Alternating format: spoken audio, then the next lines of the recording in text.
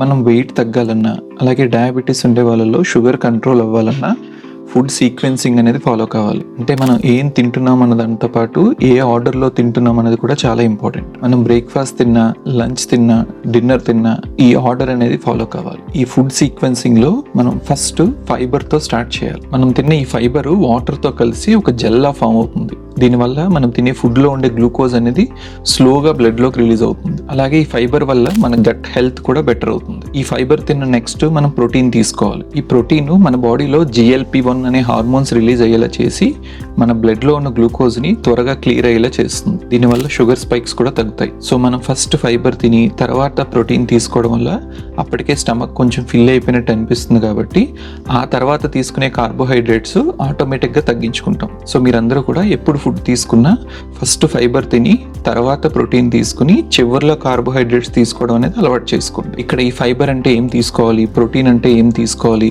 అనేది ఒక list of foods అనేది నేను ఇక్కడ చార్ట్లా ప్రిపేర్ చేశాను.